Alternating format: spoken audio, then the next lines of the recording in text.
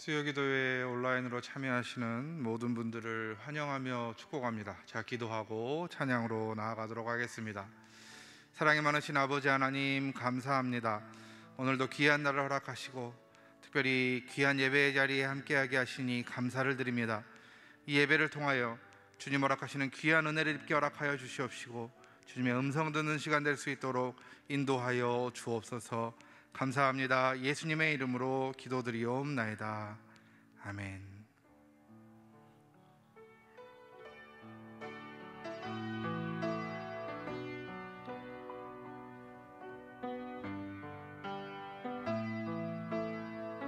오직 주의 사랑에 매여, 오직 주의 사랑에 매여 내 영 기뻐 노래합니다. 이 소망의 언덕 기쁨의 땅에서 주께 사랑 드립니다. 오직 주의 임재 안에 갇혀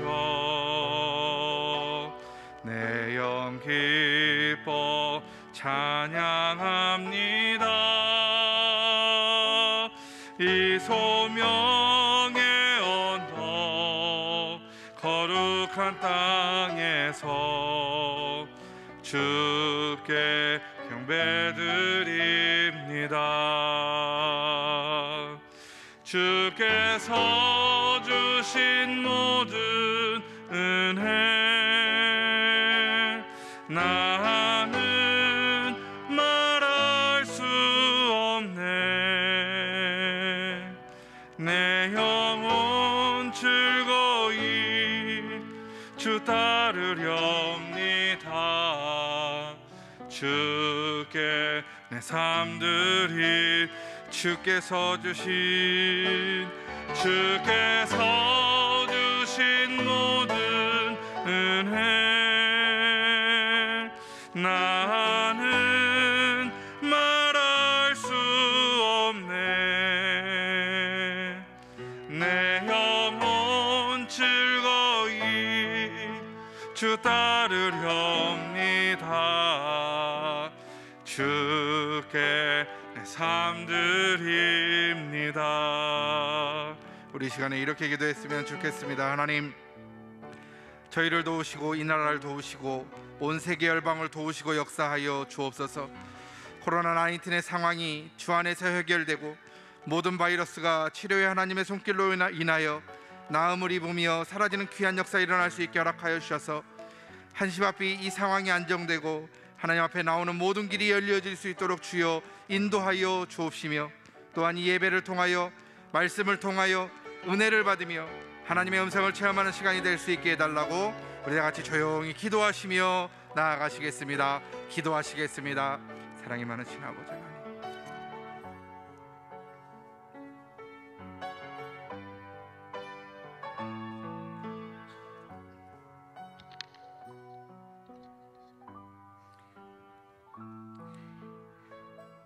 인생의 답이신 하나님 아버지, 감사합니다. 사랑합니다. 우리 죄를 대신하여 죽으시고 부활하신 예수 그리스도의 십자가의 사랑으로 사망과 슬픔에 갇힌 자들을 자유케 하시고 우리에게 영원한 승리와 구원을 이루신 주님을 찬양합니다.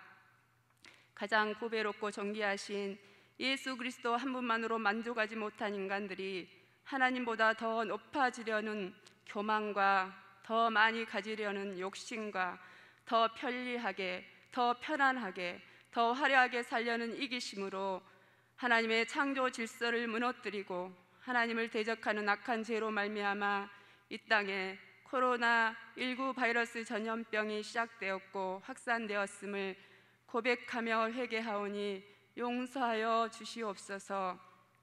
그는 나의 피난처요 나의 요새요 내가 의뢰하는 하나님이라 말하는 자들을 새 사냥꾼의 올무에서와 심한 전염병에서 건지신다고 말씀하신 하나님, 우리가 악한 길에서 떠나 스스로 낮추고 기도하여 하나님의 얼굴을 찾으며 겸손히 엎드려 우리 죄를 자복하고 회개할 때 예배가 회복되고 하나님과의 사랑이 온전히 이루어져서 코로나 바이러스 전염병은 반드시 종식되어질 것을 믿고 감사를 드립니다.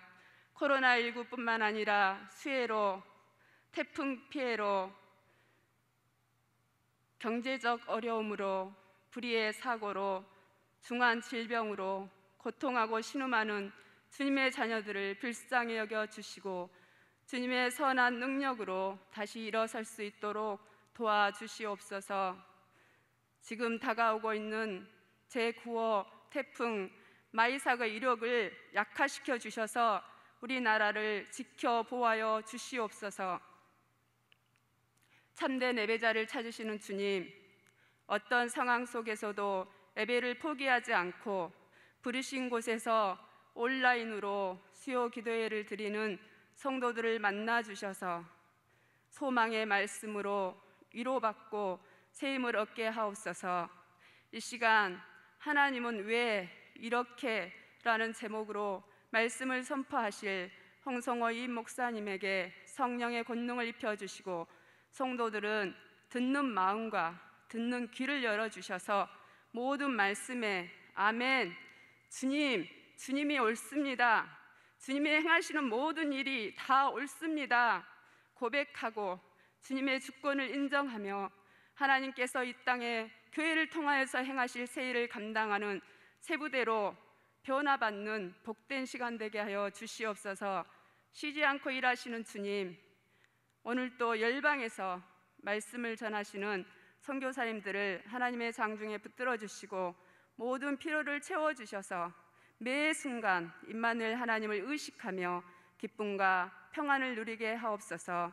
순천제일교회 이임 목사님과 모든 부교육자님들에게도 성령 충만, 말씀 충만, 은혜 충만으로 채워주셔서 사망의 음침한 골짜기와 같은 이 어두운 세상을 살아가는 성도들을 푸른 풀밭, 쉴만한 물가로 인도하는데 부족함이 없도록 은혜 내려 주시옵소서.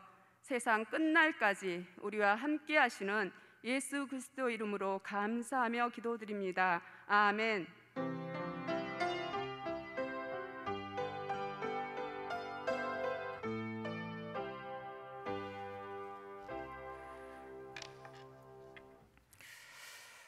할렐루야. 우리 온라인으로밖에 만날 수 없지만 그러나 바로 거기에 계신 그 하나님을, 그래서 하나님께서 우리에게 허락하실 말씀을 마음속에 새기시면서 바로 옆에 있는 내 아이들, 내 가족 한 사람 한 사람을 축복하면서 우리 함께 예배하기로 합니다. 옆에 계신 분들하고 같이 인사 한번 나누시겠습니까? 축복합니다. 사랑합니다.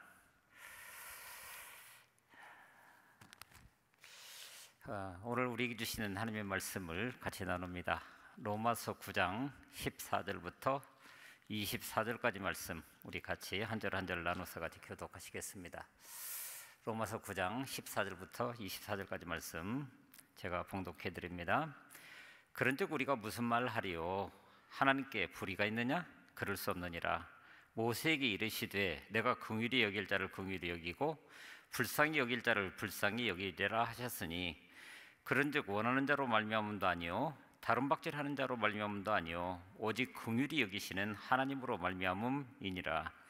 성경이 바로에게 이르시되 내가 이 일을 위하여 너를 세웠으니 곧 너로 말미암아 내 능력을 보이고 내 이름이 온 땅에 전파되게 하려 함이라 하셨으니 그런즉 하나님께서 하고자 하시는 자를 긍휼히 여기시고 하고자 하시는 자를 완악하게 하시느니라. 혹 내가 내게 말하기를 그러면 하나님이 어찌하여 허물하시느냐 누가 그 뜻을 대적하느냐 하리니 이 사람아 내가 누구에게 감히 하나님께 반문하느냐? 지음을 받은 물건이 지은 자에게 어찌 나를 이같이 만들었느냐 말하겠느냐. 토기장이가 진흙 한 덩이로 하나는 귀 있을 그릇을 하나는 천 있을 그릇을 만들 권한이 없느냐. 만일 하나님이 그의 진노를 보이시고 그의 능력을 알게 하고자 하사 멸하기로 준비된 진노의 그릇을 오래 참으심으로 관용하시고 또한 영광받기를 예비하신 바 긍휼의 그릇에 대하여 그 영광의 풍성함을 알게 하고자 하셨을지라도 무슨 말을 하리요? 이 그릇은 우리니 곧 유대인 중에서뿐 아니라 이방인 중에서도 부르신 자니라. 아멘. 요즘 우리 현실들을 바라보면서 언젠가 설교 시간에 한번 말씀드렸던 것처럼 영어 단어 2개짜리씩 3개의 단어들을 계속해서 좀 생각을 해보게 됩니다. So what? 이라고 하는 단어, 그러니까 어쨌다고, 그런 뜻이죠. 오늘 우리는 우리 주변에서 지금 코로나19 그리고 2차 재확산을 가져오고 이것이 혹시 3차로 진행하면서 우리나라 자체를 초토화할 수 있지 않겠는가라고 하는 와중에 교회가 그 중심인 것처럼, 그래서 우리를 스스로는 변명할 수 없게 만드는 그런 현실 속에 놓여 있는 것을 보게 됩니다. 그러다 보니 자꾸 오늘 우리는 그런 얘기를 합니다. 아니, 우리는 그 교회하고 달라, 나는 그 목사하고 달라, 이런 얘기를 합니다. 그런데 세상은 그런 경우에 뭐라고 그래요? So what? 그러니까 어쨌다고, 그러니까 어쨌다고, 이런 질문을 자꾸 던지는 거예요. 니네나 그네나 거기서 거긴데 뭘, 이런 식이죠. 그러다가 보니까 이제 나 스스로를 자꾸 되돌아보게 됩니다. 그래? 그렇다고 한다면 나는 두 번째로 for what? 무엇을 위해서 여기 서 있는 존재인데, 결국은 오늘 우리는 그렇게 질문할 수 있습니다. 내가 믿음을 가졌다라고 이야기를 하는데 무엇이 나로 하여금 믿음을 가진 자로 이 땅에 서게 하는 것인지, 이 질문에 대한 답을 가지고 있느냐라고 하는 거예요. 결국 그것은 우리의 정체성 문제죠. 나는 크리스찬입니다. 라틴어 말 그대로 하자면은, 헬라어 말 그대로 하자면은 그리스도에게 속한 사람이라고 하는 뜻인데, 이 속한 사람이라고 하는 그 뜻이 세상 사람들에게 그러니까 어쨌다고 라고 이렇게 질문을 받게 될 때 오늘 우리 스스로를 새롭게 되돌아보게 되는 그런 시간이 있을 수밖에 없다라고 하는 거예요. 그런데 그것뿐만 아니라 여기서 한 단계 더 나아가서, 여러분, 코로나도 지나갑니다.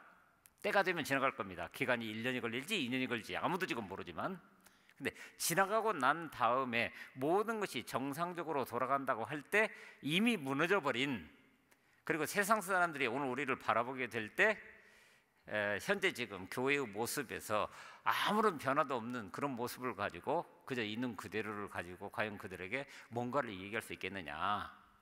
그래서 what if라고 하는, 그렇다고 한다면 지금 오늘 우리가 겪고 있는 이것보다도 오늘 내가 여기 서 있음으로, 그리스도인이라고 하는 이름으로 여기 서 있음으로 해서 세상을 좀 더 다른 모습으로 이야기할 수 있겠느냐. 바로 이런 질문 앞에 설 수밖에 없는 것이 오늘 우리 현실이라고 하는 거예요. 자, 오늘 우리 과거는 그렇습니다.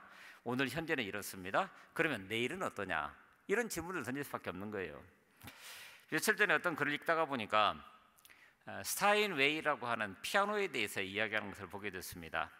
이 피아노를 만드는 회사는 140년 동안 피아노를 생산하는 것을 주 목적으로 하고 있는, 그래서 약 200명의 전문 기술자들이 피아노 하나에 그렇게 많은 부속이 들어가는 줄 몰랐습니다. 2만 개 이상의 부속품을 조립해서 만든다고 그러는데, 예를 들어서 저 판 만들어 가는데 단풍나무로 만든다고 그럽니다. 그런데 이것을 무려 18겹으로 이게 압축을 해서, 그게 어떤 방법론이라는 거예요. 그런 단풍나무를 휘는 작업부터 시작해서 건반을 하나 만들어내는 과정에도 1만 번 이상을 두드려보고, 그래서 그 소리가 일정하게 들리게 될 때, 그래서 변함없다라고 판단했을 때 드디어 건반 하나가 완성된다라고 하는 거예요. 그러면서 만드는 그 과정을 보면서 정말 입을 다물지 못할 정도로 굉장한 과정을 지나고 있더라. 그래서 그런지 유명한 피아니스트들이 연주에서 주로 쓰는 바로 그런 스타인웨이라고 하는 피아노가 만들어졌다고 그래요. 그만큼 다듬었기 때문에 정교하고 아름다운 연주자의 어떤 그 감정 그 자체를 있는 그대로 표현해줄 수 있는, 그냥 우리 눈에 보기에는 그게 그거 같아 보이는데, 근데 실제로 연주하는 사람 입장에서는 이라고 얘기할 만큼 그렇게 엄청난 악기가 되었다고 하는 거예요. 근데 그걸 읽으면서, 그래? 그렇다고 한다면 나는 그리스도인인데, 그야말로 오늘도 우리 삶을 연주하기 원하시는 주님 앞에 놓여져 있는 스타인웨이 같은 그런 피아노인가, 아니면 그냥 겉으로 보기에는 똑같은 피아노지만 이런 차이. 혹시 주님이 연주자로서 그 앞에 앉았는데 엉뚱한 음을 들려드리는 그런 피아노인지, 아니면 조화롭고 아름다운 소리를 내므로 말미암아 그 연주자가 그 마음에 흡족하다라고 얘기할 만큼 자기가 가지고 있는 그 음악성을 있는 그대로 표현해 줄 수 있는 그런 피아노인가? 여러분, 오늘 우리의 인간사 가운데서 적어도 믿음을 가졌다라고 할 때 오늘 우리는 내일을 바라보는 시각이 이만큼 차이가 있어야 한다는 거예요. 사람들의 행복은 자신이 가치 있는 존재인 것을 깨닫는 데 있습니다. 그런데 오늘 우리가 자칫하면은 착각하게 되는 것이 뭐냐면 가치와 가격이라고 하는 것을 혼동하는 것 같다는 거예요. 여러분 보십시다. 자, 사람의 가치를 따져볼 때 어떤 걸로 따집니까? 재산이 얼마냐, 지식이 얼마냐, 월급이 얼마냐, 이런 것들로 따집니까? 오늘 우리가 있는 이 모습으로 보자면은. 근데 제가 보기에는 그것은 가격을 따지는 거예요. 사람의 가치를 따지는 게 아니에요. 그러나 사람의 가치는 바로 그 일을 감당하고 있을 때 모든 사람들이 이것을 판단해 보면서 아, 저 사람은 그 일에 가장 합당한 사람이야 라고 이야기할 만한 어떤 그런 거. 그러니까 결국 어떤 일에 쓰임을 받느냐, 그리고 무엇을 위해서 살아가느냐라고 하는 것에서 사람의 그 가치 자체가 달라진다라고 하는 거예요. 그러므로 어디에 가든지 쓸모 있는 사람, 필요한 존재, 그래서 모든 사람들이 인정할 만한 가치 있는 존재로 선다라고 하는 것이 얼마나 중요한 것인지. 자, 여러분, 우리 집안에 보게 되면은 수많은 그릇들이 있습니다. 크고 작은 그릇들 다 있죠. 아침 저녁으로 쓰임받는 밥그릇이 있습니다. 국그릇이 있는가 하면 천장 맨 꼭대기에 올려놓은 그릇들이 있습니다. 이사 갈 때나 한 번씩 꺼내서 먼지를 닦고 제일 먼저 생기는 값비싼 그런 그릇들도 분명히 있을 건데, 그러나 어떻게 보면은 밥 한 번 담아보지 못한 채로 그냥 인간의 생이 흐른 것과 똑같이 그렇게 흘러버리는 그런 그릇들도 얼마든지 우리 집안에 보면 있다는 거예요. 그렇죠? 우리 옷도 마찬가지고 모든 것들이. 그렇다고 한다면 그때 그 가치라고 하는 것은 어떻게 분류가 되느냐, 이런 문제들을 한번 생각해 볼 수 있게 되죠. 오늘 우리 현실이 그렇습니다. 인간사가 그렇습니다. 자, 그렇다고 한다면 오늘 믿음을 가졌다라고 하는 오늘 우리는 어떤가? 오늘 우리 믿음을 가졌다라고 하는 오늘 우리는 어떤가? 이거를 좀 한번 살펴보십시다. 오늘 본문 14절 말씀 같이 보실까요? 제가 표준 세모정으로 읽어드리겠습니다. 그러면 우리가 무엇이라고 말을 해야 하겠습니까? 하나님이 불공평하신 분이라고 하는 말입니까? 그럴 수 없습니다. 사도 바울이 자문자답하고 있는 말씀입니다. 근데 이게 무슨 말입니까? 하나님이 불공평하신 분이시라고, 하나님이 불의한 분이시라고 얘기할 수 있겠느냐, 이 말이죠. 자, 여러분, 우리가 보통 공평하다, 불공평하다, 의롭다, 불의하다라고 할 때는 뭘 기준으로 그렇게 얘기하는 거죠? 어떤 기준이 있다라고 하는 거예요. 그 기준이 인간 모두가 가지고 있다라고 하는 양심일 수도 있고, 또 때로는 인생 경험일 수도 있고, 또 때로는 나라에서 만든 법이 될 수도 있습니다. 그래서 오늘 우리는 우리의 양심과 경험과 법을 근거로 해서 이것은 옳다, 이것은 틀리다라고 이야기할 수는 있습니다. 그런데 오늘 우리가 거기서 질문하게 돼서는 그거죠. 인간의 양심이라고 그래서 모든 사람들이 다 똑같다라고 그렇게 얘기할 수 있는 양심이라는 게 존재할까요? 그리고 적어도 인간의 경험, 인생 경험이라고 하는 것도 보게 되면은 천차만별인 것을 보게 됩니다. 그렇다고 한다면 흔들리는 어떤 기준 위에 세워진 이런 가치라고 하는 것 자체가 과연 오늘 우리를 정확하게 스스로 표현할 수 있다고 생각하십니까? 그런데 그런 판단을 통해서 하나님이 불공평하시다고요? 인간의 생각으로? 사실 이것은 그런즉이라고 시작하는 말씀에서 봤던 것처럼 바로 지난주에 우리가 함께 다뤘던 바로 앞에 나오는 말씀과 연관이 되어 있습니다. 지난주에 어떤 얘기가 있었죠? 같은 아버지, 같은 어머니 밑에서 태어난 에서와 야곱 두 아들 중에서 오늘 보면 13절에 오늘 바로 보면 앞에 있는 13절에 보게 되면은 기록된 바 내가 야곱은 사랑하고 에서는 미워하였다 함과 같다라고 얘기를 했습니다. 야곱은 사랑하고 에서는 미워했다고요? 아니, 같은 어머니에게서 같은 아버지에게서 나온 두 아들인데 하나는 일방적으로 사랑하고 하나는 일방적으로 미워했다고요? 그러니까 하나님이 불공평하신 거 아니냐. 보십시오. 그런데 이상한 것은 하나님은 에서와 야곱이 태어나서 어른이 된 후에 그들의 말, 그들의 행실, 그래서 그들이 나타낸 어떤 결과물, 이런 것으로 사람을 판단한 것이 아니라, 그렇게 해서 에서는 버리고 야곱을 선택한 것이 아니라, 놀랍게도 그 본문에서 얘기하고 있는 내용을 보면 그들이 태어나기도 전에 야곱을 선택하셨다, 이렇게 말씀하셨다고 하는 거예요. 자, 여러분, 오늘 우리 일상사 가운데서 늘 보는 대로 여러분 상 받아보신 경험 있으십니까? 상을 받을 때는 기분 좋은 일인데, 그러면 주는 사람 입장에서 한번 생각해 보십시다. 상을 어떤 사람에게 줄까요? 상을 받을 만한 자격이 있는지, 그것을 판단할 만한, 예를 들어서 그 일에 종사한 지 얼마 정도의 기간이 있고 그 상을 받을 만한 그만한 합당한 어떤 결과물이 있었는지, 이런 것들을 보고 그렇게 판단을 하고 상을 줄 수밖에 없잖아요. 그런데 직장에 예를 들어서 들어가서 어떤 일들을 시작하기도 전에 먼저 상을 받는 그런 경우들도 있습니까? 그런 경우는 거의 없죠. 그런데 하나님이 에서와 야곱을 대하시는 모습을 보면 정반대였다라고 하는 거예요. 하나님은 그들이 태어나기도 전에 야곱을 선택하시고 그에게 하늘의 큰 복을 주시기로, 그야말로 언약 백성으로 삼아주시면서 그를 언약 공동체를 이어갈 한 족장으로 세워주셨다라고 하는 거예요. 그러니 이런 말씀을 듣다가 보면 의문이 생기게 되죠. 어떻게 의로우시고 정의롭고 공의롭다라고 하는 하나님이 사람이 태어나서 의롭게 살았는지 불의하게 살았는지 관찰해 보시고 판단하신 것이 아니라, 그래서 그 후에 그런 복을 결정하신 것이 아니라 태어나기도 전에 언제 어떻게 그럴 수 있느냐라고 하는 거예요. 여러분, 우리 인간적인 생각으로는 그렇습니다. 그래서 14절을 다시 한번 보게 되면, 그런즉 우리가 무슨 말을 하리요? 하나님께 불의가 있느냐? 바울은 말합니다. 그럴 수 없다. 그럴 수 없다. 한 사람이 태어나서 얼마나 정직하고 얼마나 의롭게 살았는지 판단도 안 해보고 미리 선택하신 하나님이 불의한 것이 아니냐라고 하는 그 질문 앞에, 그래서 사람들은 하나님은 정의롭지도 않고 공평하지도 않다라고 이야기를 하고 있는데, 그런데 사도 바울은 아니라, 그럴 수 없다라고 분명히 이야기를 하고 있다는 거예요. 과연 그렇습니까? 하나님께 불의가 있느냐?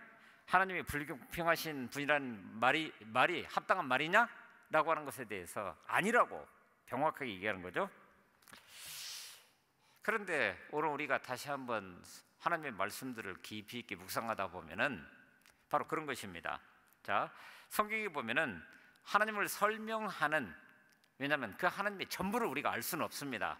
그러나 성경 속에서 나타나고 있는 하나님의 성품, 하나님의 인격, 그리고 하나님이 하시는 그런 일들, 이런 것들을 바탕으로 해서 그 하나님을 인간의 눈으로 판단해 볼 때 늘 나타나는 단어들이 몇 가지가 있는데, 바로 그것이 의와 정의 또는 공의, 이런 단어라고 하는 거예요. 약간의 차이가 있기는 하지만 그 뜻은 대체적으로 그렇죠. 옳다, 바르다, 그런 의미를 담고 있습니다. 하나님의 말씀 한번 같이 볼까요? 시편 11절 7절에 보니까 여호와는 의로우사 의로운 일을 좋아하시나니 정직한 자는 그의 얼굴을 배우리이다. 하나님이 뭘 좋아하신다고요? 의로운 일을 좋아하신대요. 왜? 그분의 속성이 의로우시기 때문에. 그러니 정직한 자는 그의 얼굴을 배운다. 하나님의 속성이 그렇다는 거예요. 이사야 5장 16절에서 말씀하십니다. 오직 만군의 여호와는 정의로우심으로, 그분은 원래 그런 분이시라는 거예요. 그러므로 높임을 받으시며 거룩하신 하나님은 공의로우심으로 거룩하다 일컬음을 받으시리니. 그러니까 하나님이 공의로우시다, 정의로우시다라고 하는 그것이 하나님의 성품으로, 하나님의 인격으로 있는 그대로 인간사 가운데 드러나다가 보니까 그것을 깨달아 아는 모든 사람들이 그걸 보기에 맞다, 그분은 거룩하시다, 그렇게 얘기할 수가 없다라고 하는 거예요. 그러니 바로 하나님이 의로우시다, 하나님이 정의로우시다, 하나님이 공의로우시다, 이렇게 말씀할 때는 하나님의 생각, 하나님의 말씀, 하나님의 행동이 언제나 옳고 언제나 바르고 그 결과물도 마찬가지다. 이것은 과거의 경험이기도 하고 오늘 우리 현실 속에서 그야말로 불합리한 세계 속에서도 마찬가지로 그분은 그렇고, 그리고 오늘 우리의 내일도 그럴 것이다 라고 오늘 우리는 고백할 수 있는 거예요. 그러니 오늘 우리가 신앙생활 하다가 보면은 저나 여러분들이나 마찬가지로 때때로 보게 되면은 내 생각, 내 판단으로 도대체 납득이 안 되는 그런 일들이 있을 수 있습니다. 실제로 그러죠. 믿음의 눈으로 본다 할지라도 그냥 하나님이 이상해, 하나님이 틀린 것 같기도 해, 도대체 이런 세상을 왜 가만 놔두냐라고 하는 거예요. 이런 모습들. 그런데 현실적으로 그 말씀을 바로 내 기준, 내 판단을 통해서 이야기를 하고 있는데, 반대로 돌려서 하나님이 보시기엔 어떨까? 우리가 지금 하나님이 이상해, 하나님이 틀린 것 같아, 하나님이라고 한다면 이럴 수가 없어라고 하는 그런 환경 속에서 우리 판단은 그런데 하나님이 그 상황을 판단하신다고 한다면 어떻게 될까? 이런 부분들을 우리가 생각해 볼 수 있습니다. 그래서 사도 바울은 오늘 우리에게 주신 로마서 바로 앞에 3장에 보게 되면은 바로 하나님의 판단 기준, 그것을 따라서 이 세상에 과연 살아가고 있는 사람들은 어떤가라고 하는 것을 이야기를 할 때 3장 10절에서 뭐라고 얘기를 합니까? 의인은 없나니 하나도 없다. 그리고 로마서 3장 23절에서 모든 사람이 죄를 범하였음에 하나님의 영광이 이르지 못했다라고 하는 거예요. 그러면 조금 전에 내가 보기에 이 세상은 그랬는데 하나님 보시기에 오늘 우리는요? 자, 요 사이에서 우리가 지금 갈등을 겪고 있는 바로 그 두 측면, 자신의 양심과 경험과 세상의 법의 기준으로 볼 때는 의인으로 인정받을 수 있는 사람이 있을지 모르지만, 그러나 그야말로 의로우시고 정의로우시고 공의로우신 그 하나님의 판단 기준, 그래서 오늘 우리에게는 그것이 하나님의 말씀으로 주어져 있는 것인데, 그 하나님의 말씀이라고 하는 잣대를 들이대게 되면 바로 이 세상에 어떻다고요? 단 한 사람도 의인이 없다. 그리고 모두 다 죄인이다. 그래서 하나님의 영광에 이르지 못한다. 이게 결론이라고 하는 거예요.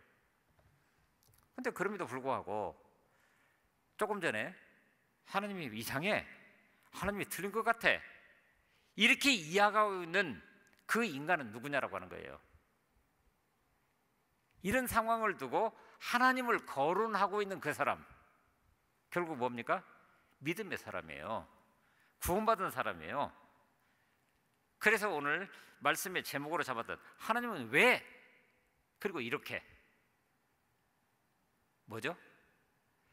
하나님은 왜 오늘 이런 인간을 구원하셨느냐라고 하는 거예요. 하나님은 왜 이런 인간을 이렇게, 어떻게 해요? 예수 그리스도 자신의 아들을 이 땅에 보내시기까지 하시면서 그렇게 하셨느냐라고 하는 거예요. 그래서 오늘 본문에서는 사도 바울은 그렇게 얘기를 합니다. 15절 16절 한번 같이 볼까요? 모세에게 이르시되 내가 긍휼히 여길 자를 긍휼히 여기고 불쌍히 여길 자를 불쌍히 여기리라 하셨으니, 뭐예요? 조금 전에 공의, 의 이런 걸 따지시더니 그런 것을 뛰어넘어서 지금 뭘 얘기를 하신다고요? 긍휼을 얘기하고 계신다는 거예요. 그런즉 원하는 자로 말미암음도 아니요 다른 박질하는 자로 말미암음도 아니요 오직 긍휼히 여기시는 하나님으로 말미암음이니라.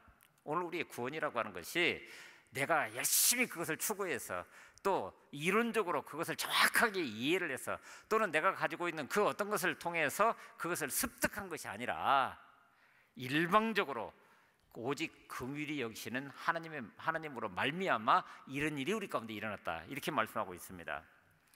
결국 뭡니까? 옳고 그름을 따지는 자리여야 하는데 하나님은 엉뚱하게도 긍휼을 말씀하신다는 거예요. 긍휼을. 자, 여러분, 사랑의 원자탄이라고 하는 책 그리고 영화 아시죠? 가까이에 있는 애양원의 손양원 목사님의 인생을 영화로 만든 작품입니다. 우리가 잘 아시는 대로 두 명의 아들이 있었습니다. 동인, 동신이. 그런데 1948년 소위 여순 반란 사건 때 두 아들이 안재선이라는 사람에 의해서 죽임을 당합니다. 그게 바로 우리 가까이에서 순천에서 이루어진 일이에요.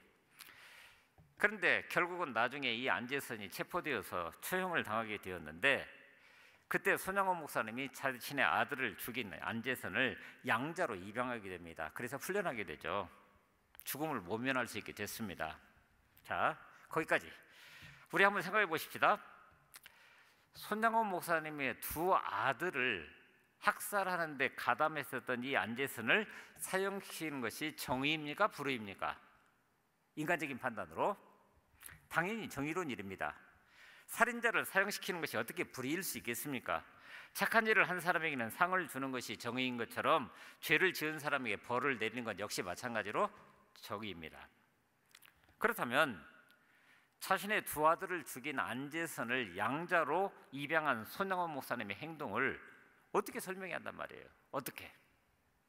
두 아들을 죽인 안재선을 사형시키는 것을 정의 또는 공의라고 부를 수 있지만, 그 아들을 죽인 안재선을 양자로 입양한 손양원 목사님의 행동은 조금 전에 우리가 봤던 것처럼 딱 한마디로 긍휼이라고 이야기할 수밖에 없는 거예요. 긍휼은 그런 겁니다. 자, 우리가 방금 읽은 말씀 다시 한번 보시기 바랍니다. 모세에게 이르시되 내가 긍휼히 여길 자를 긍휼히 여기고 불쌍히 여길 자를 불쌍히 여기리라. 보시죠. 긍휼, 불쌍히. 그 외에는 아무것도 없어요. 그냥 이 세상을 바라보시면서 하나님은 긍휼과 불쌍히 여기는 그 마음 그 하나로 그냥 가득 차 있는 그런 모습을 보게 됩니다. 하나님께서 야곱을 선택하시고 그에게 복을 주신 이유는 바로 정의와 공의 때문이 아니라 그냥 긍휼히 여기시기 때문에, 사실 야곱이라는 인물을 우리가 너무나도 잘 알잖아요. 지난 4주 동안 5주 동안 계속해서 설교하면서 말씀드렸으니까. 근데 그게 하나님의 정의와 공의로 판단한다고 한다면 그가 복받을 만한 어떤 이유도 없습니다. 그렇죠? 그는 끝까지 움켜쥐는 자로 살았어요. 끝까지.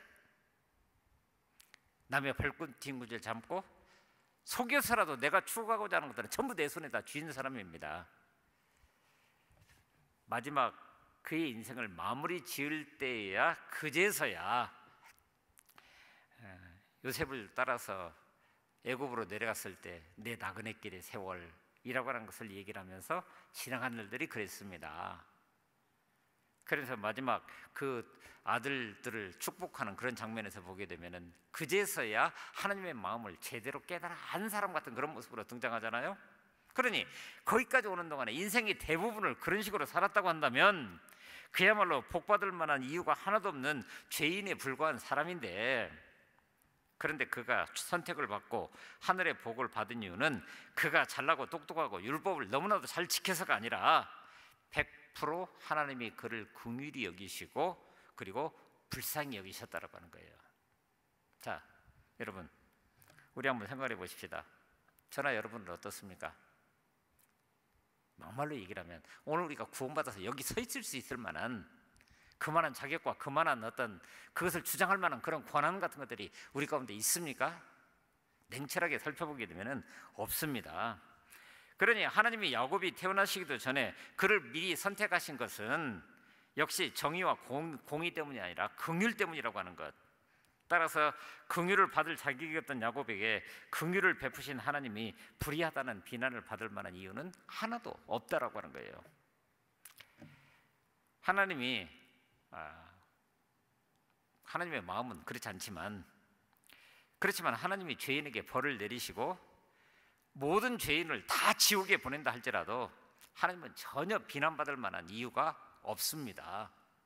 그렇잖아요. 우리 인간사 가운데서 정의와 공의로 따진다고 한다면. 그런데 하나님께서는 죄인들 중에서 특별히 누군가에게 긍휼을 베푸시기로 작정하셨다라고 하는 거예요. 그러니 오늘 우리 인간의 눈으로는 똑같은 아들인데, 똑같은 아버지, 똑같은 어머니 밑에서 나온 아들인데 에서는 버림을 받고 그리고 야곱은 선택되어서 그 복의 담지자로 대를 이어가면서 그렇게 되었다? 이것은 설명할 수 없는 하나님의 긍휼이라고 하는 차원에서만 이야기 될 수 있는 것이지 오늘 우리의 판단으로 될 수 있는 게 아니라고 하는 거예요. 그런 의미에서 여러분, 저나 여러분들이나 모두 하나님의 선택, 바로 그 하나님의 긍휼하심을 통해서 우리가 여기 서 있다고 한다면, 그래서 지금 이렇게 예배 자리에 설 수 있다고 하는 것은 사실 교회에서 대면 예배를 드리게 될 때는 이렇게 사람을 마주대 보고 하고 있기 때문에 정확하게 알 수 있습니다. 예배에 참여했는지 안 했는지. 물론 그 자체까지도 하나님 보시기에는 이게 정말 예배 자리에 온전히 참여했느냐 안 했느냐라고 하는 것은 그건 차치하고, 그런데 이렇게 비대면 예배가 돼서 온라인을 통해서 이렇게 만나게 되면은 제가 보기에는 그게 훨씬 더 깊이 있게 하나님을 만나는 순간인 것 같아요. 왜냐하면 우리 현실적인 삶이라고 하는 것이 사실 살펴보게 되면 너무나 바쁜 세계 속에서 살아갑니다.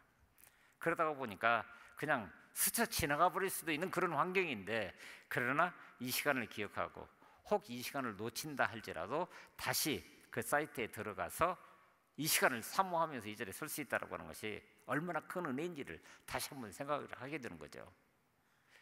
참 이게 꼭 온라인 예배가 나쁜 것만은 아닙니다. 더 많은 사람들에게 더 많은 시간, 내가 하나님을 기억할 수 있는 그런 시간을 만들어내서 바로 그 자리에 함께 참여하면서 말씀을 같이 묵상하고 같이 나누고 같이 기도하고, 그래서 하나님께서 내게 오늘 어떤 의미로 이런 말씀을 주셨는지 묵상하고, 그래서 그래서 삶으로 살아내기를 원하고, 이게 하나님의 놀라운 복이죠. 사실은 오늘 우리 그렇잖아요. 이렇게 예배자리에 설 수 있다고 하는 것, 먼저 성경을 연구해보고 우리가 예수를 믿기로 작정을 했습니까? 아니요. 믿고 난 다음에 성경을 먼저 들어가서 보게 됐죠. 우주 만물을 보면서 창조주가 확실히 살아있다고 판단이 되어서 자발적으로 하나님을 믿기로 작정했습니까? 아니요. 믿고 나서 보니까 세상이 만들어진 것이 우연으로 된 것이 아니라 아주 정교한 하나님의 섭리, 하나님의 계획 가운데서 이 세계가 만들어졌고 운행되고 있다고 하는 것을 느끼는 것 아니에요? 그건 믿음의 영역이에요. 그러니까 결국은 하나님으로부터 시작된 것이지 오늘 우리로부터 시작된 게 아니라고 하는 거예요. 그래서 오늘 본문 16절 한번 보시겠습니다. 그런즉 원하는 자로 말미암음도 아니요 다른 박질하는 자로 말미암음도 아니요 오직 긍휼히 여기시는 하나님으로 말미암음이니라. 여기는 다른 박질이라고 표현을 했습니다. 마음의 원함이라고 표현했습니다. 사실 그 마음도 굉장히 중요한 것입니다. 그렇잖아요. 내 마음에 원하는 바가 하나님을 알기를 원하고, 그래서 그쪽을 향해서 다른 박질하는 이것도 굉장히 중요한 것인데, 그런 인간적인 노력이나 인간적인 수고를 통해서 이런 일들이 이루어진 것이 아니라 일방적으로 하나님께서 우리에게 긍휼을 베푸셨기 때문이다. 이걸 아는 게 중요하다고 하는 거예요. 그래서 바로 이어지는 17절과 18절을 보게 되면은 하나의 샘플을 우리에게 얘기를 합니다. 같이 보실까요? 성경이 바로에게 이르시되 내가 이 일을 위하여 너를 세웠으니 곧 너로 말미암아 내 능력을 보이고 내 이름이 온 땅에 전파되게 하려 함이라 하셨으니, 그런즉 하나님께서 하시고 하고자 하시는 자를 긍휼히 여기시고 하고자 하시는 자를 완악하게 하시느니라. 여러분 이 말씀 잘 이해를 하셔야 됩니다. 보십시다. 인간은 하나님이 긍휼을 베풀어 주시지 않으면 누구나 이집트의 왕인 바로처럼 완악하고 소위 강팍해질 수 있습니다. 자, 보십시다. 먼저 하나님께서 그 출애굽하는 과정을 세우실 때, 이루가실 때 한 사람을 택하십니다. 모세를 택하죠. 여러분 모세가 아주 신비한 사건 속에서 떨기나무에 불이 붙었는데 타지를 않아요. 그래서 하나님을 만나게 됩니다. 절대적인 존재입니다. 그런데 그 절대적인 존재가 모세를 향해서 얘기를 합니다. 가라, 내 백성을 구하러. 모세가 막바로 응답했습니까? 아니요. 성경에 보면은 무려 5번이나 하나님과 밀당을 합니다. 가라, 못 갑니다. 가라, 못 갑니다. 나는 능력 없습니다 하면서 온갖 변명을 다 해요.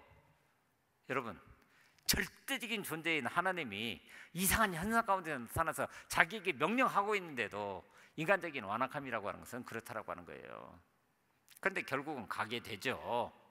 그랬더니 하나님께서 말씀하셨던 그대로 애굽에 가서 백성들의 지도자를 만나게 되니까 하나님이 이렇게 하셨다 그러니까 백성들이, 장로들이 뭐라고 그래요? 아멘!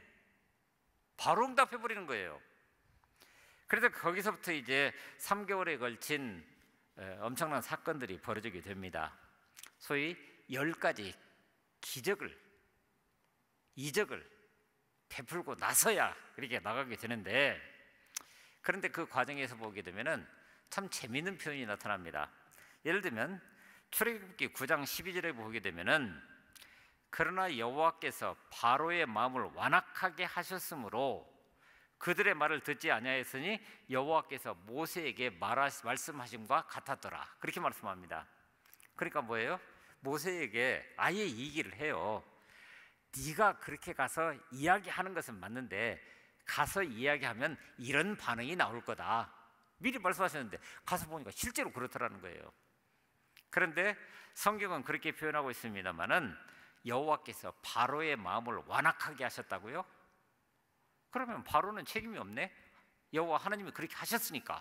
그렇습니까? 인간이라고 하는 것은 바로 하나님의 긍휼을 얻지 못하게 되면 아무리 설득을 해도 하나님도 예수님도 믿지 못합니다. 여러분 상식적으로 생각해 보십시오. 지금 바로에 있어서 이스라엘 히브리 민족들은 뭐예요? 노예예요, 노예. 노예는 그 당시에 생사 여탈권을 주인이 가지고 있었습니다. 아무리 그들이 60만이라 100만이라 할지라도 그들의 주인은 나예요. 그러니까 내가 쓸 수 있는 거예요. 그런데 그들이 갑자기 이상한 신을 내세우면서 그 신에게 예배하겠다고요? 어떤 권력자가 그것에 대해서 있는 그대로 응답을 합니까? 그래서 하나씩 하나님께서 자신의 능력을 보여주십니다. 그래서 피 등등 해가지고 10가지 재앙들이 이제 나오게 되는 거예요. 그러죠? 그런 과정을 통해서 서서히 조금씩 변해가는 그런 모습들을 보게 됩니다. 그런데 중간중간에 나타나는 모습을 보게 되면 반드시 그렇게 얘기를 해요. 바로의 마음을 완악하게 했으므로 그들의 말을 듣지 아니했으니. 근데 중요한 것은 뭐예요? 놀랍게도 바로 9장 이어지는 말씀을 보게 되면 14절, 15절, 16절을 제가 읽어드리겠습니다. 내가 이번에는 모든 재앙을 너와 내 신하와 내 백성에게 내려서 온 천하에 나와 같은 자가 없음을 네가 알리라. 뭐라고요? 하나님이 드러나는 사건이라고 하는 거예요. 그러니까 바로 너에게만이 아니라 네 신하와 네 백성 모두에게 지금 이런 사건들을 통해서 네가 지금 무시하고 네가 가지고 있는 권력을 중심으로 해서 이만하면 내가 얼마든지 컨트롤할 수 있다라고 생각하는 그 모든 것들이 결국은 이 세상 가운데서 온 천하에 나 같은 존재가 없음을 알게 될 것이다 라고 그렇게 얘기를 합니다. 그래서 내가 손을 펴서 돌림병으로 너와 내 백성을 쳤더라면 네가 세상에서 끊어졌을 것이나 내가 너를 세웠으면 나의 능력을 내게 보이고 내 이름이 온 천하에 전파되게 하려 하심이니라 라고 얘기를 합니다. 그러니까 뭐예요? 이스라엘 백성을 출애굽시키는 그 자체가 첫째는 하나님의 긍휼하심, 그러므로 그들이 부르짖어 하나님을 찾았을 때에 그 음성에 응답하신 그 결과물로 드러난 것이지만 더 오묘하게도 하나님께서는 자신이 이 땅 가운데 하실 일을 있는 그대로 드러내는 한 표징으로 이 일을 행하고 계신다라고 하는 거예요. 그러니 오늘 우리는 이런 말씀을 읽을 때마다 다시 한번 마음속에 생각할 수 있어야 됩니다. 이 세상에는 언제나 두 종류의 사람이 있어요. 그것은 나 아닌 다른 사람을 두고 내가 판단하는 것이 아니라 나를 포함해서 모두에게 그런 존재입니다. 우리 18절 볼까요? 그런즉 하나님께서 하고자 하시는 자를 긍휼히 여기시고 하고자 하시는 자를 완악하게 하시느니라. 하나님이 그렇게 하시는 것 같아 보이는데 사실은 인간 쪽에서 그러는 거죠. 그런데 중요한 것은 긍휼히 여기시는 역사와 완악하게 하는 그 역사를 통해서 중요한 것은 뭐냐면 하나님은 이런 분이시다라고 하는 것을 이 땅 가운데 있는 그대로 드러내 보여준다라고 하는 거예요. 여러분, 저나 여러분 누구나 다 하나님의 정의와 공의를 따르게 되면 형벌받아 마땅한 죄인입니다. 그 결과는 멸망일 수밖에 없습니다. 그런데 어떤 사람들은 야곱이나 모세처럼 긍휼히 여기심을 받아서 구원을 받는 사람이 있고 또 어떤 사람은 에서나 바로처럼 긍휼을 받지 못하여 마음이 점점 더 완악하고 강팍한 사람이 되어서 멸망의 길로 스스로 걸어가고 있는 사람들이 있다라고 하는 거예요. 자, 여러분들은 어떤 쪽입니까? 지금 예배 자리에 서 있으니까 적어도 완악하고 강팍한 자리에 선 것 같지는 않아 보입니다. 적어도. 그런데 오늘 이 현실적인 삶 가운데서는 예수를 믿는다고 하면서도 믿음을 가졌다고 하면서도 그렇게 될 수 있는 가능성은 언제든지 열려 있다고 하는 거예요. 그래서 다시 한번 우리 스스로가 마음속에 새겨야 되는 것은 그것입니다. 나는 어떤 사람인가? 하나님의 말씀이 지금 내게 선포되고 있습니다. 그 말씀 앞에서 나는 어떤 사람인가? 이 문제에 대해서 정확한 답을 스스로 가지고 그리고 그 앞에 온전히 세워져가는 그런 은혜가 우리 가운데 있어야 된다는 거예요. 자, 우리 한번 말씀 같이 계속 보실까요? 19절부터 보겠습니다. 19절. 자, 내가 어떤 사람이냐라고 하는 것을 다시 한번 19절. 혹 네가 내게 말하기를 그러면 하나님이 어찌하여 허물하시느냐 누가 그 뜻을 대적하느냐 하리니 20절. 이 사람아 네가 누구에게 감히 하나님께 반문하느냐 지음을 받은 물건이 지은 자에게 어찌 나를 이같이 만들었느냐 말하겠느냐 토기장이가 진흙 한 덩어리로 하나는 귀 쓸 그릇을 하나는 천이 쓸 그릇을 만들 권한이 없느냐. 토기장의 비유를 통해서 오늘 우리 실체를 얘기를 합니다. 하나님은 그럼에도 불구하고 사람을 물건처럼 대하지 않으시는 분이에요. 말씀하시고 인격적으로 소통하시는 분이십니다. 얼마나 놀라운 은혜입니까? 그러니 그 은혜의 눈으로 오늘 우리가 서 있는 이 현실을 바라보게 되면 새로운 모습을 볼 수 있는데 그것이 바로 토기장의 비유라 그런 생각이 듭니다. 우리 한번 생각해 보십시다.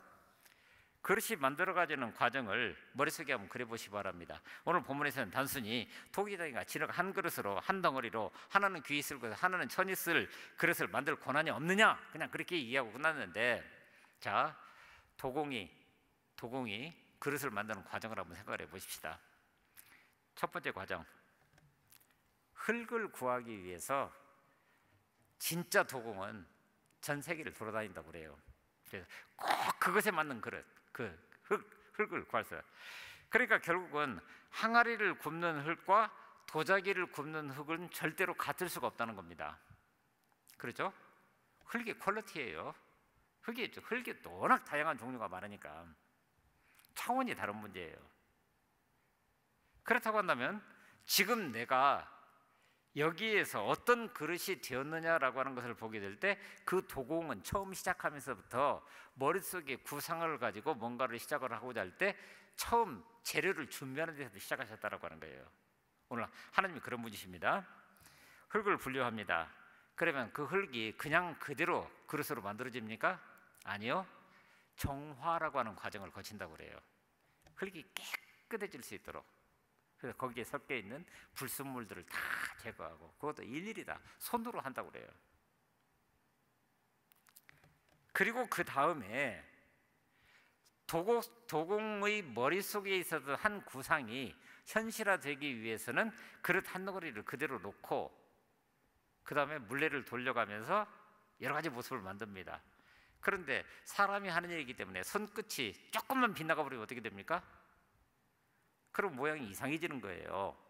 그러면 다시 왕창 뭉쳐가지고 다시 정교하게 이렇게 만들어 올라갑니다. 아무리 노련한 도공이라도 자신이 원하는 물품을 만들어내기 위해서는 어떤 그릇을 만들어내기 위해서는 한두 번으로 끝나는 문제가 아니에요. 여러분 바로 그게 하나님의 땀과 수고입니다. 머릿속 구상이 있음에도 불구하고 흙 한 덩어리를 가지고 그릇을 만들어 가실 때 그러면 다 만들어졌다고 해서 그걸로 끝입니까? 가마속에 들어가서는요. 그런데 그 흙이 그 용도에 맞춰서 무엇인가를 만들어졌다 할지라도 그때 열을 가하는 온도가 다 다르다라고 하는 거예요. 항아리와 도자기는 차원이 다른 문제예요.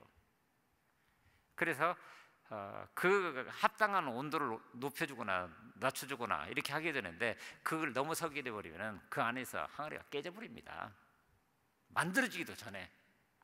그러면 그거로 끝입니까? 만들어지고 난 다음에 나와서 그 도공에 아주 정밀한 눈을 가지고 판단을 합니다. 그래서 자기 마음에 들지 않으면 어떻게 하죠?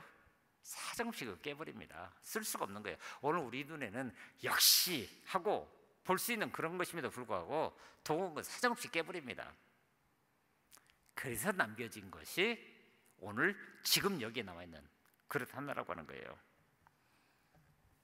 결국 이렇게 놓고 보니까 만들어지고 보니 항아리를 굽는 흙일 수밖에 없었던 내가 도자기로 만들어졌더라는 거예요.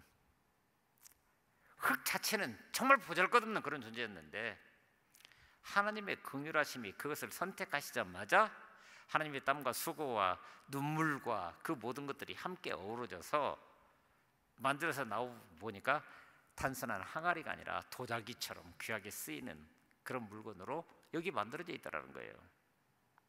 자, 여러분, 그렇다고 한다면 오늘 우리가 여기에서 가져야 될 마음의 태도는 뭡니까? 하나님께서 우리를 긍휼히 여기셨다고요? 그래서 이제 놀라운 복을 허락하셨다고요? 그러면 이제는 그 그늘에 합당한 삶을, 긍휼에 합당한 삶을 살아내는 것이 굉장히 중요한 문제죠. 하나님은 어떤 사람들에게는 특별히 긍휼을 베풀어 주시기로 선택하시고 결정하셨는데, 그래서 그들이 인생을 살다가 어느 순간 어떤 계기를 통해서 복음을 듣고 마음의 찔림을 받아서 회개하고 예수를 믿고 영접해서 지금 여기 서게 된 것이 바로 저와 여러분들인데, 사실 원래는 진노의 자녀로 태어났지만 하나님의 선택을 받아서 긍휼히 여기심을 받아 그래서 여기 선 거 아니에요?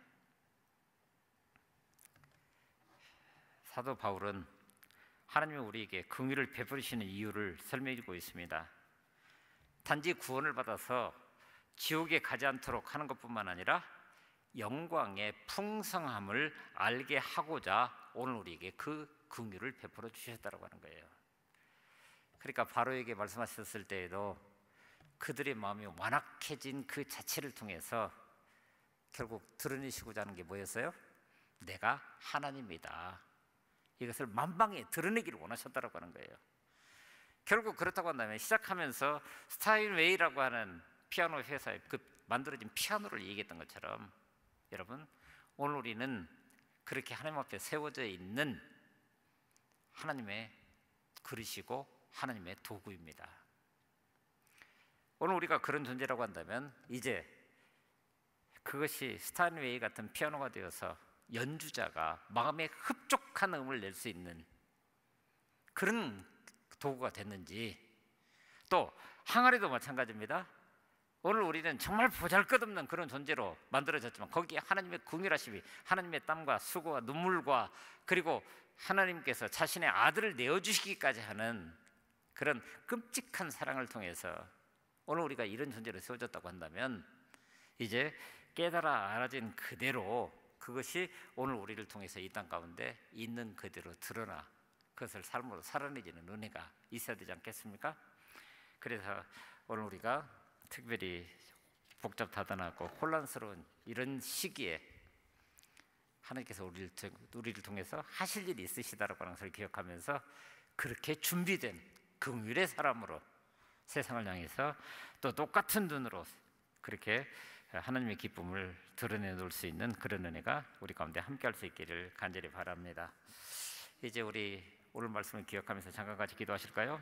가장 급한 기도 제목, 코로나19, 하나님의 권능의 팔을 베풀어 주셔서 또는 그 권능한 팔이 바로 내 손과 발을 통해서 이 땅 가운데 선포해 갈 수 있는 그런 능력으로 하나님 치유와 회복을 더하여 주시옵소서. 무엇보다도 하나님 앞에 온전한 예배를 드릴 수 있는 삶의 환경들을 더하여 주시옵소서 기도하면서 나가기 원합니다. 두 번째는 자문자답하면서 우리 기도하기 원합니다. 하나님은 내게 어떤 분이신가? 스스로에게 질문하게 될 때 맞습니다. 하나님은 제게도 긍휼의 하나님이십니다. 그러므로 이제 긍휼의 사람으로, 긍휼의 그릇으로 이 땅 가운데 세워져가는 그런 사람이 되기를 원합니다. 오늘 우리를 통해서 하나님이 하실 일들을 온전히 드러내놓는 그런 은혜가 있기를 원합니다. 하나님께 영광과 찬양과 감사를 드리면서 본질상 진노의 자녀이지만 긍휼을 입은 것처럼 이제는 나에게 그야말로 원수 같은 사람들에게도 하나님의 긍휼이 임해서 그들도 하나님의 사랑을 깨닫고 겸손하고 그러므로 또 그들도 마찬가지로 그 이웃들에게 긍휼을 베푸는 사람이 되게 해달라고 우리 함께 기도하면서 이 땅을 향한 하나님의 뜻을 구하는 그런 은혜가 우리 가운데 있기를 원합니다.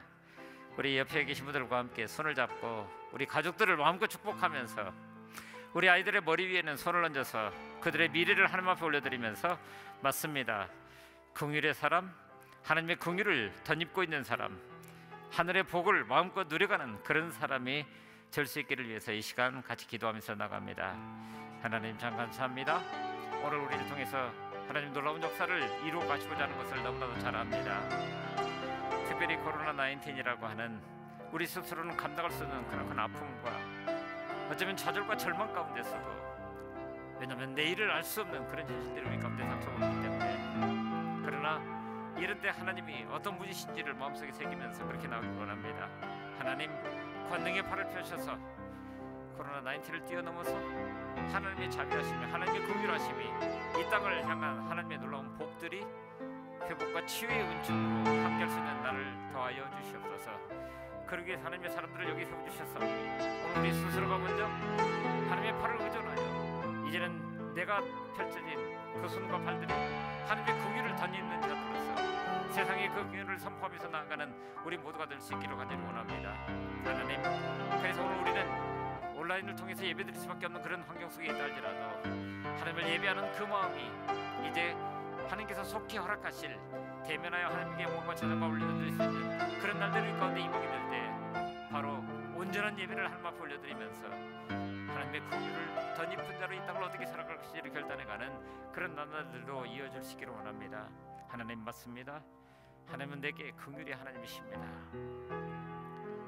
나는 진노의 그릇일 수밖에 없는데 그러나 그것을 긍휼의 그릇으로 바꿔주시고 오늘 우리를 통해서 하나님께서 하시고자 하는 놀라운 역사가 있는 것을 알기에 하나님 이제는 그렇게 살 수 있기를 원합니다. 내 생각과 내 판단과 내 경험을 내려놓고 하나님의 인격, 하나님의 성품, 하나님의 경험, 하나님의 권능을 덧입어갈 수 있는 우리가 될 수 있도록 인도하여 주시옵소서.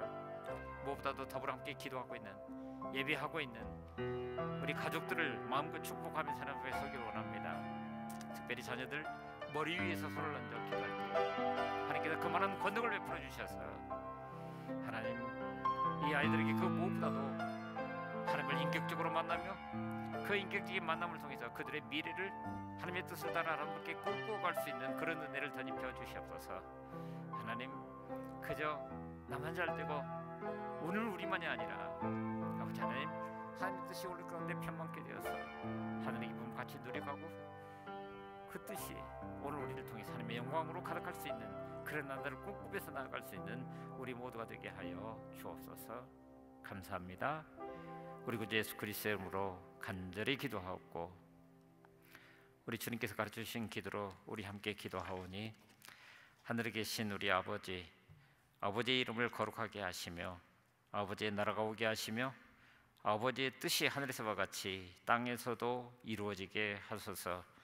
오늘 우리에게 일용할 양식을 주시고 우리가 우리에게 잘못한 사람을 용서하여 준 것 같이 우리 죄를 용서해 주시고 우리를 시험에 빠지지 않게 하시고 악에서 구하소서. 나라와 권능과 영광이 영원히 아버지의 것입니다. 아멘.